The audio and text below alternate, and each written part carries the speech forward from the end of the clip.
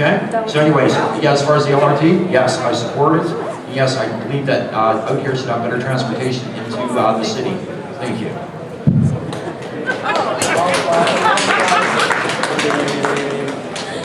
Hi. Ooh, there we go. Back it down a little. I'd say, the best thing you could do to prepare yourself to run for mayor would be to travel, to see the world, to travel around the world and meet people and see that people all just want the same thing. They want their children taken care of and given good programs. They want their parents and the elderly to be taken care of. They want to get around their city easily, and they want to feel safe. And so when you travel around the world, you also see the generosity of people. And then you begin to appreciate what a wonderful city that we have. The whole world lives in this city, and we all get along. And that just makes me feel so proud to be in this city of Toronto. So I would say travel, get your feet wet, see the world, and open your mind up to new ideas and new experiences. That's what I think you need to do if you want to run for mayor. World Pride. Not only will I be attending World Pride, but I will be attending it with 100-piece brass and drum marching band. So yes, I will be there, and it'll be a lot of fun. So you should come and join it too, because it's going to be a really good time. In terms of the LRT, I definitely think, obviously, that we should have kept Transit City, and you'd have your LRT in a few years rather than waiting for many, many years to get an environmental assessment done for a subway and all that sort of unnecessary stuff that will cost us money. The other thing that an LRT does, it provides a wonderful transit corridor where businesses can grow and thrive because there are more stops along the way. So it's closer to more people, serves more people, and raises the income of the community by providing a business transit corridor that will help with property taxes as well. So I'm all in favor of the LRT. We can get it here with your help.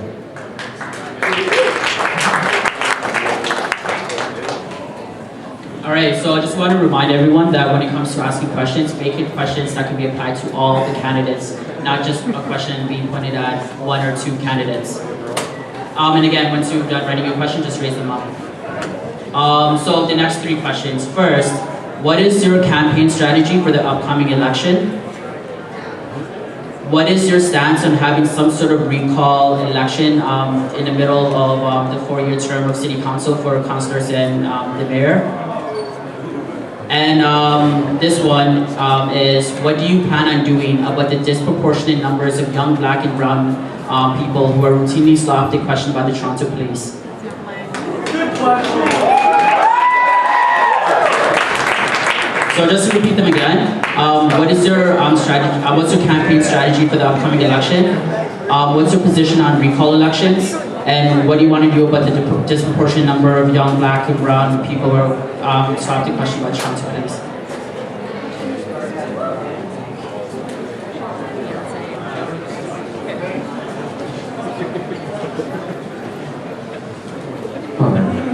Back again.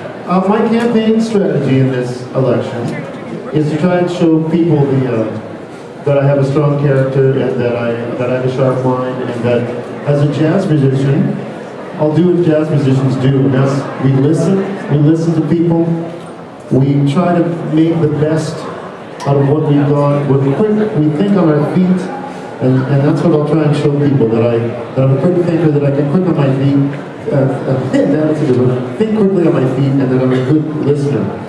One way I will do that is bring arts and culture to the people. So I plan to do many, many concerts in bars and in parks and that sort of thing, and bring arts and culture to people so that we can get together with local food and local artists and discuss politics together. So make discussing politics a fun thing that we can all do, and so we can all feel part of and contribute to this great city. In terms of recall elections, I think it's a good idea, but there have to be limits because we don't want to have a recall election every 5 minutes. So something really major has to happen to trigger the ability to do a recall election. I really think that's much better. In terms of what some people often say they were stopped for walking while black or walking while brown, I think that's a terrible thing. I think we have to put an end to that. I think we have to do some really strong, rigorous soul searching with the Toronto Police Services and make sure that everyone is treated the same. We have to attack that problem. We have to include everyone in this city. So I'm strongly opposed to that practice, and I hope that we can work on a solution that will definitely correct it.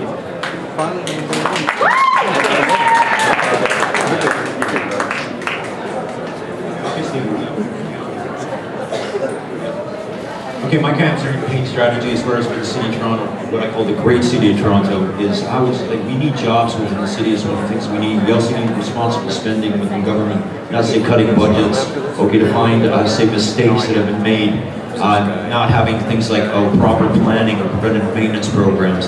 Let's look at this ice storm. Yeah, if we had a proper PM program, yeah, it would have cut down on the costs and we wouldn't have, I would say, be looking for $60 million at the end of the day. The other thing too as well, one of my strategies is using the internet, talking to people like you who are very well educated, okay, know the value of a buck and want to have a future in the city at the end of the day here. As far as the recall election, recall elections here within the city. Yeah, the way I look at it is when this should be called is when, how would you say, you have a person in power, okay, who has a detrimental effect on the economy. Yes, the way I look at it is, this is not crack nation, okay, and this is not crack city of Toronto. This is the great city of Toronto, and we want jobs for the future. We want jobs for the future, do we not, ladies and gentlemen? We do. We want jobs for the future. And as far as, how would you say, the premise of, drugs, these type of drugs are an issue, okay, they are. Okay, other drugs that are out there, yes. Okay, we'll have to let the federal government decide what they want to do in relation to this. Yes, but as far as recall, yes, I do, but it depends on the circumstances. You can boo me all you want. The other one, as far as, yes, there is, I do agree that at times there is racial profiling in the city, and that's an unfortunate thing. Unfortunately, we haven't got over our prejudices at times, and yeah, we see colors, we don't just see faces or personalities, do we? And that's very unfortunate. And that comes down to who we are as individuals, okay, not who we are as a city. Thank you. Nice sunglasses! Yeah, really. What are you on? Nothing. I don't drink or smoke. Could we please not have a back and forth between the audience and candidates? Can everyone please be respectful of one another? Thank you. All right, I see a lot of smartphones out. I see a lot of faces that I recognize from Twitter. Pull out your phones, robnotford.com. There's 2 B's in Rob, the extra B stands for better. Start calling me. My social media platform is there. What I'm going to do on the website, which is also robnotford.com, is every week I'm going to be profiling different people from Toronto, regular Torontonians, talking about what they feel is important for them in the city. The platform and everything is there. I'm going to attend things like this, and also through my connection to the arts community, there will be concerts, benefit shows, having bands contribute to a contest to have campaign songs and such. Recall elections, we don't want this to turn into Stephen Harper Toronto style, so hopefully we'll not have to call them all the time. But if it needs to happen, it needs to happen. The last issue is one that's really close to me because if you notice the color of my skin, I am brown, and I grew up in Surrey, BC, which if you know what that means, you know that we were getting stopped by the police all the time for things that we were not doing. And I have a father who's a police officer, which made it even more awkward.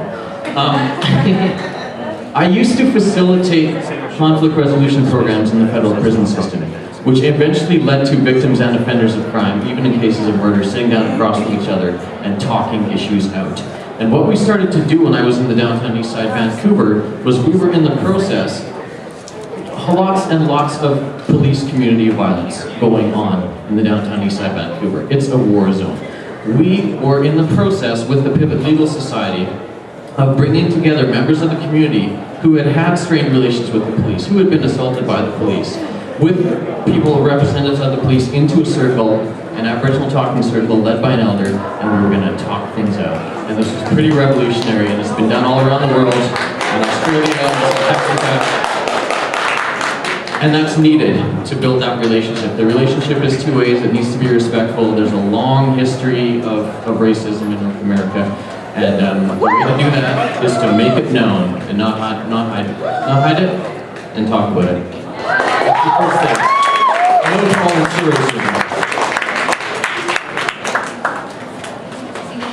Thank you. I'm going to spend very brief time on the first two. I'd like to spend a little bit longer on the last issue because I think that's the most critical for us. With respect to my campaign strategy, what it is, of course, is to, as far as I'm concerned, raise the issues that need to be dealt with during the campaign, have them aired by the public, and our focus is issues is what we're going to be working on. With respect to a recall election, I say no. My thinking on that is that as we've seen in this council can act strongly if it needs to. If in fact you have a recall, it will certainly shorten people. Human nature is such that the politicians' time frame is going to get shorter and shorter, and we're going to accomplish less and less. So I don't think it's a constructive way. Now let's deal with the third issue, which is dealing with the carding, if you will. And I think that merits a fair discussion. I'd like to divide the problem into two and say not only do we need to give a clearer direction to police and to nip racism everywhere where it is, which is absolutely critical, but the other side of that coin is to work on everything from apprenticeship programs to crime prevention programs to job creation programs, all in the priority neighborhoods to prevent any problems happening in the bud. Because what we need to do is we need to work on the prevention side, which is absolutely critical. That prevention will be by getting people jobs, good jobs, by raising everybody's vote.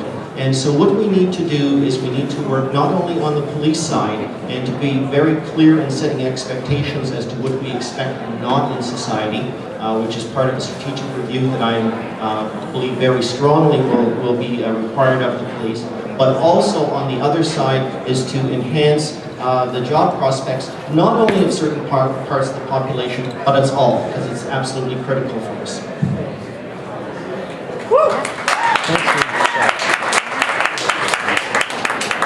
Well, I just want to clarify what I'm going to be campaigning on my platform. Campaigning obviously is an everyday job. When you first get elected, you don't stop campaigning for the next election. So I'm going to be out to events. I found this event out last night. So I'm here today. I'm going to go to people's front door to canvass as much as I can. But there's some important issues that are going to come up, and I'm going to take them on head on. I want to build subways. I want to expand the Shepherd line to get up to the Bloor Danforth line. I want the downtown relief line built. I want the Finch line built, all subways. I want to keep the Gardner Expressway. The Gardner Expressway is very, very valuable. We've had a discussion today about tearing it down. Airport expansion. I support expanding the Porter area, the Billy Bishop Airport.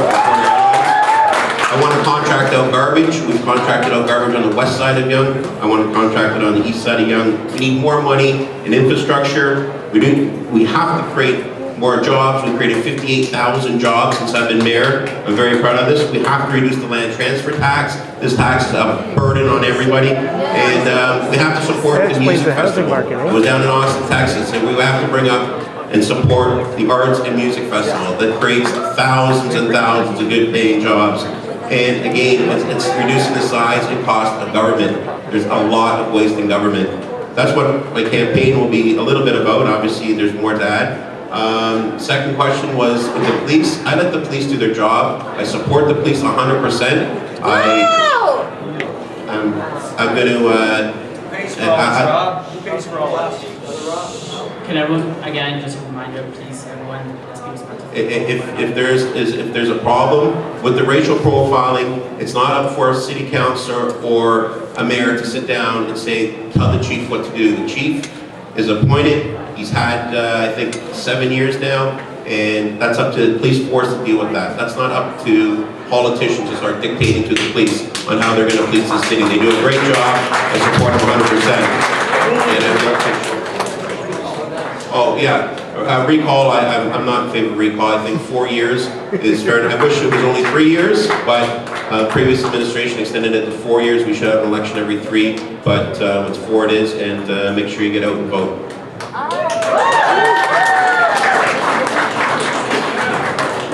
All right, so the first question of the next round of 3. So what do you think about the first mayoral forum of the 2014 election being here in Scarborough? Second question, what do you think is the most important issue that needs to be addressed for the next 4 years to help the city grow?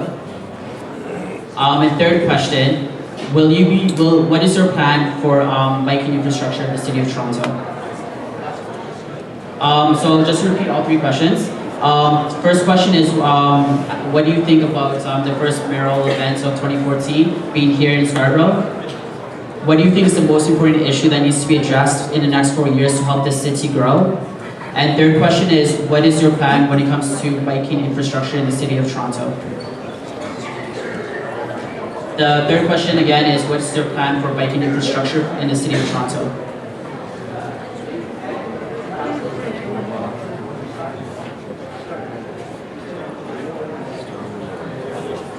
Stuck in the middle of me. Okay. Now, sorry, just the first question.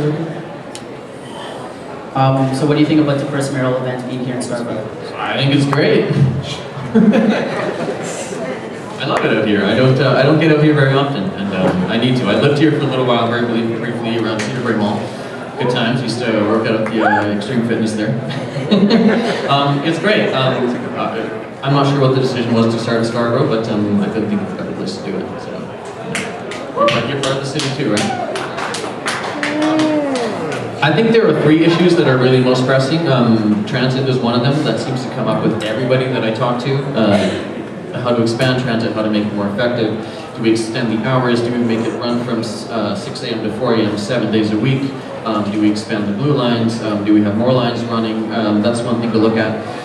Housing is another thing. Lots of people are struggling to find housing that's adequate right now. There's buildings with bed bugs all over the city. There's companies that aren't doing things about that. There's a precariat class of people who are highly educated, highly talented, who don't have jobs that pay them what they're worth.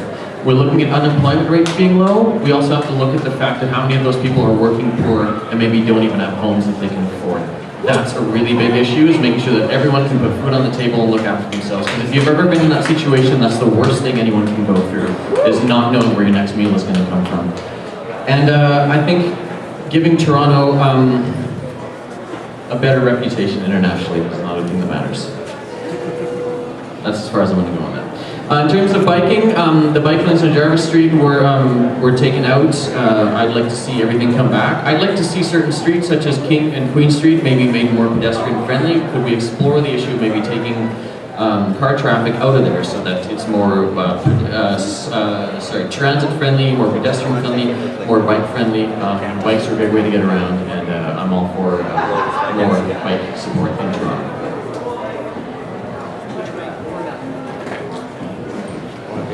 Okay, as far as having a meeting here, thanks for having us here. Yeah, this is a good idea as far as in an educational institution. And Scarborough too as well, because it is how would you say, it has 33% of the population of the city. Not trying to, how would you say, discount any other sections of the city here, even though it is all the great city of Toronto. The four things that really have to be done in the next 4 years is to create jobs. That's one of the things. We have to look at the growing unemployment within the city here too as well. There are 400,000 people using the food banks in the city presently here, as well as 163,000 people looking for low-income housing. 80,000 of those are families. We do have to address these issues here. As far as the TTC, we have to address that too as well. How can we utilize the system as far as to potentially make money within the system itself here? Okay, say non-traditional ways here, as far as with the people of the city, or the people of the great city of Toronto here. As far as the housing, yeah, we do have to look at that. That is very important here. We also do have to look at education within the city here. That is very important where the city will continue to grow here. Are we, say, within the institutions of the city here, what courses are we providing here? We're looking to the future here. Yeah, I am looking around the room, aren't I? Now, as far as the biking infrastructure, yeah, we do have to look at that, and that will, how would you say, I'm not going to fake this here. Okay, that will have to be looked at and planned, won't it? Yeah. It is a, how would you say, a good thing to keep ourselves in shape. Yes, fitness is very important, isn't it? It does, how would you say, promote health and longevity. Thank you. Thank you. I think it's great that we're having this inaugural meeting here in Scarborough campus. I think Scarborough's really important, and I think you guys are going to play a really important part in this upcoming election. The LRT subway debate is really high up on the list of what people are talking about and what people are worried about. So we owe it to ourselves to be very, very informed about the different transit plans so we can vote with a clear conscience on what we really want for this area and what we want for the city. This kind of goes into what I really think the most important issues are that would help the city grow. We have to grow our transit. We have to keep our TTC strong, and I really like the idea of LRTs connecting the city. What the LRTs do is provide a wonderful transit corridor that, as I said before, will build up the property values and build up the worth of the buildings along the corridor. So it's really important to work on LRTs. And these support local businesses, and I really think we have to support local businesses as one of the main priorities in what we're doing. I also think we have to really support arts and culture, because if we give arts and culture grants, a lot of people don't like grants, but what grants do in the hands of an artist is they multiply between 17 and 25 times. So every dollar you give to an artist goes back into the local community 17 to 25 times. So we really have to invest in arts and culture to help the city grow. In terms of cycling, I am very, very, very in favor of bike lanes everywhere. When you travel around the country and around the world, you see that every other city of any major importance has dedicated bike lanes for cyclists. This takes a burden off transit. This takes a burden off gridlock because people feel safe when they are cycling. And for the drivers, the bonus is the cyclists have a place to go. And when the cyclists have a place to go, they are not bothering pedestrians and they're not bothering motorists. So please, let us build bike lanes everywhere we can to get the city moving again.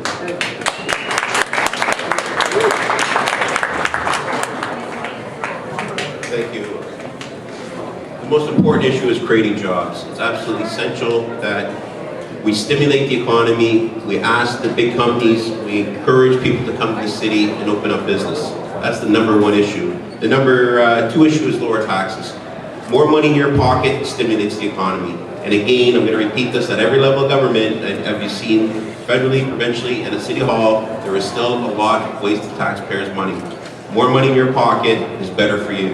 And that's, again, a couple of them. The bike lanes, my administration has put more money into bike infrastructure, that's bike pass, and I was the one who got rid of the Jarvis bike lanes and have a separated bike lane on Sherbourne Street.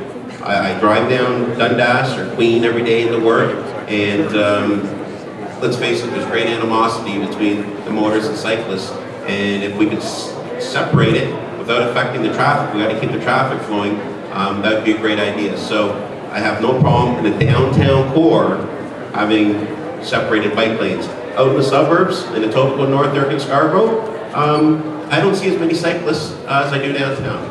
And the reason, and why do we have this debate here? Scarborough's been neglected for years and years and years and years. And I spent a lot of time, in my 3.5 years as mayor, I've spent a lot of time out in Scarborough. I love Scarborough, and I'm glad that we had our first debate here in Scarborough. I'd like to cut our fire service. Liar. Thank you. Sure, I love it here. I moved to here. My family moved here in '63. Went to Golf Road Public School, Cedarbury High School, and have lived here since. Raised my family and lived down at the foot of Markham Road. So yes, of course, I like the first meeting in Scarborough. It was great. We should have all of the Mayoral meetings here in Scarborough. But seriously now, with respect to the key issues, certainly we're finding transit is top of mind. Everywhere we go, people want to talk about transit. Not only out here in Scarborough, where of course it's a burning issue, but we've been knocking on doors and leafleting in, for instance, around Eglinton and Yonge. Transit's a major issue there, and it's throughout the city. So I see transit as issue number one. Issue number two is the economy. People are really concerned about their jobs and about the future prosperity of the city. what I did at the Board of Trade last week is I announced a program. People who were there said it was very boring, but there was a fair bit of content in it. A whole number of ideas with respect to what we could do for jobs and our future prosperity. One of the ideas, for instance, is having an entrepreneur in residence as just one of the fun ideas. But a lot more regional coordination, working on the tax structure, working on infrastructure, all absolutely, absolutely key. The third question was about the biking, the bike lanes. Yes, as a councillor here in Scarborough, what I did is brought in one of the first bike lanes, but I think it's more than just putting a bike lane here and there. I think what it is, the biking is part of our urban infrastructure. Let's face it, our roads and sidewalks are for people to get around. And whether people are in transit, in cars and bikes or pedestrians, our goal is to get them to where they want to go. So I see biking as part of the overall infrastructure, and it can be part of everywhere.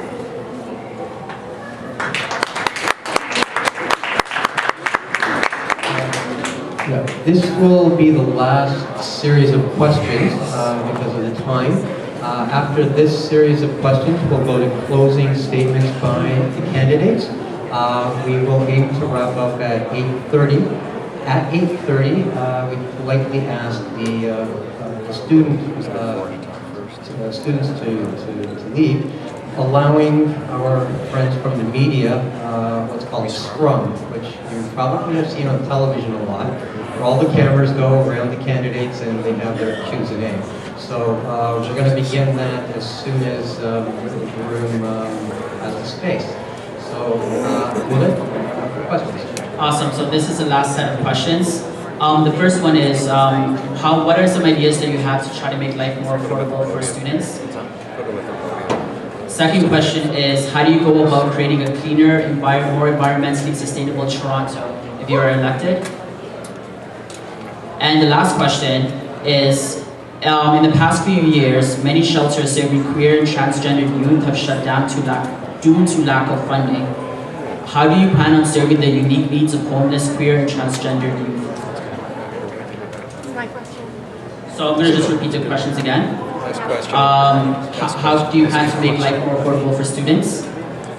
How do you go about creating a cleaner, more environmentally sustainable Toronto? And how do you tackle the unique needs of homeless, queer, and transgender youth?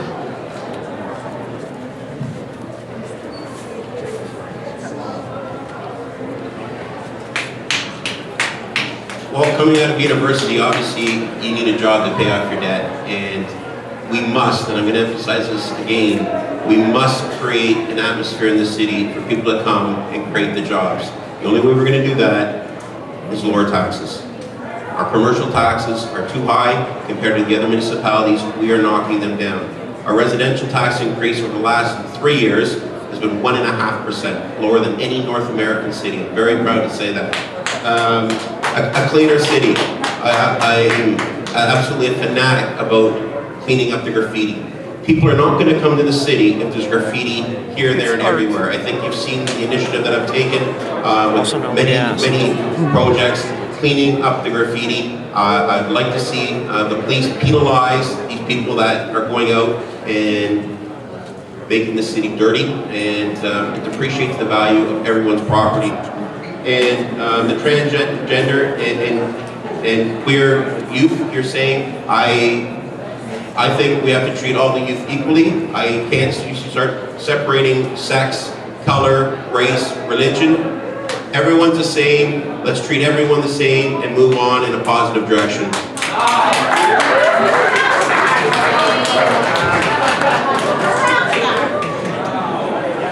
Okay, so the first question is on affordability, and I'd like to put that in the context of affordable housing.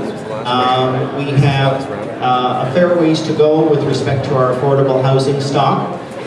What we can do is work with the development community. When they build condominiums, they can be setting aside more units for affordable housing. We can encourage those who build rental housing with respect to a whole bunch of initiatives on city the taxes and development charges and the like. And then what we can do on the TCHC and similar portfolios is work using the technology that we have. We are so far behind in so many ways in terms of the city. So there are ways that the city can make it more affordable, not only for students, because I know that's the focus of the question, but more affordable for all Torontonians, because that's absolutely critical. Helping with your second question. What's your second question again? Environment, thank you. Okay, thank you. With respect to the environment, again, I'd like to take that a little bit broader and say a good environment is good for the city. It's good economics, and it makes our city cleaner, it makes it better, and in the long run, it makes it more efficient.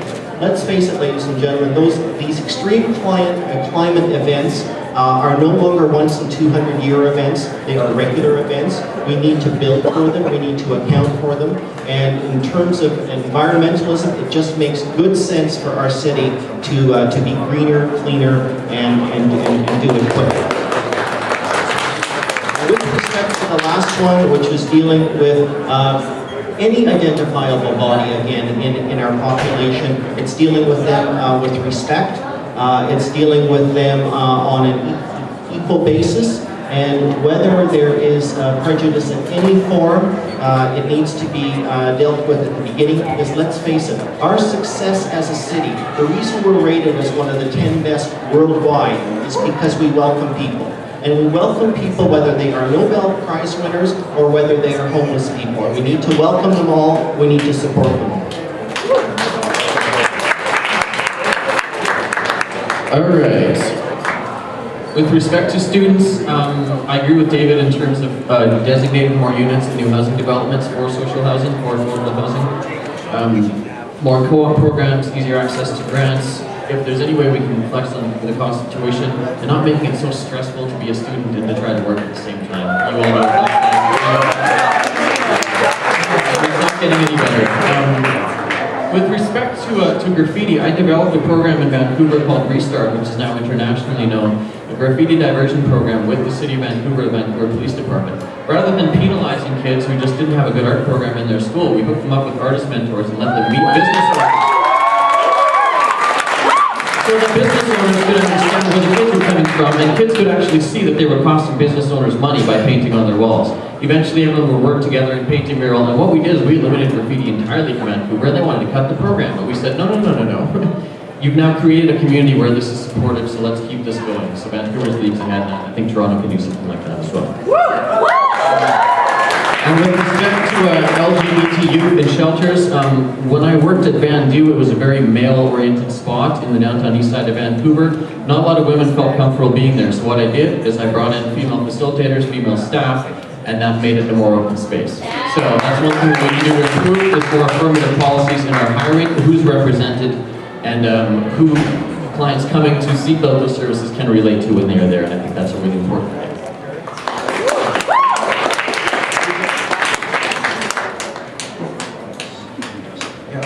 As far as the affordable housing for students, yeah, we do need more say low-income housing within the city here, and that's rather evident based on the numbers presently right now. The other thing too, as well, as I know the colleges and universities of Ontario here do have a student association, as far as where they do have a president of this organization, whether it's in the college and universities. And there would be somebody to work with as far as with City Hall here to, how would you say, come up with a solution in regards to this. Yeah, I don't know if anybody's heard of this prior here, so. The other thing too as well, yeah, as far as Toronto, yes, we do have I would just say, a huge problem at times here with garbage and cleanup and keeping the city clean. And one of the things that we have to do is maybe say put more staff on, depending on say what we're doing within the city here too as well. Whether it's say gay pride parade or whatever else is going on within the city.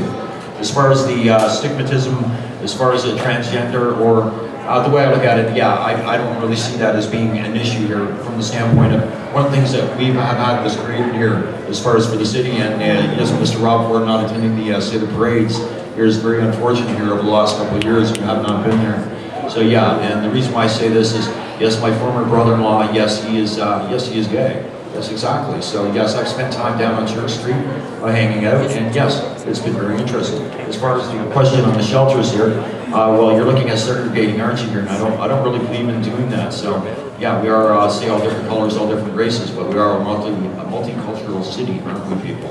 Thank you. Thank you. I definitely also believe that we have to, of course, increase the affordable housing for our students and for our people living on fixed incomes. But to make life more affordable for students, there's a couple of things we can do with the TTC that will see immediate benefit.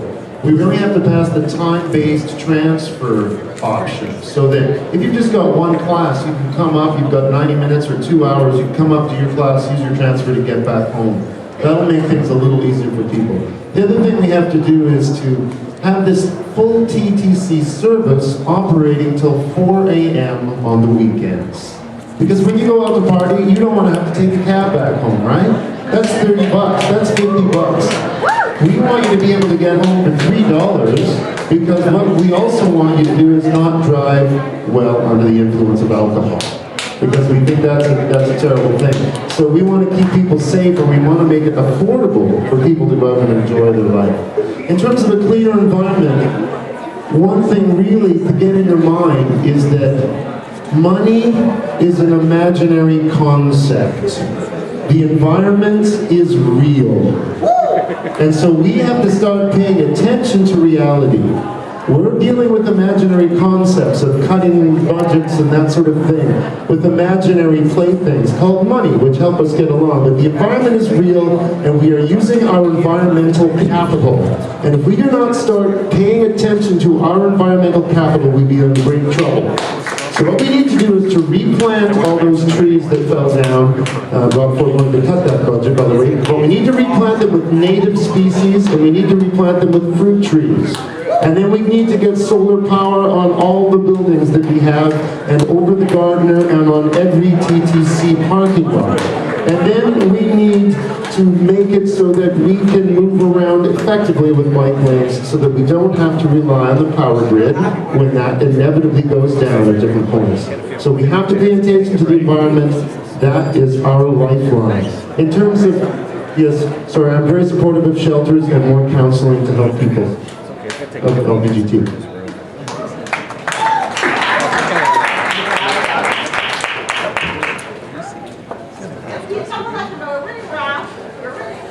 So everyone give a round of applause to the candidates for answering the questions.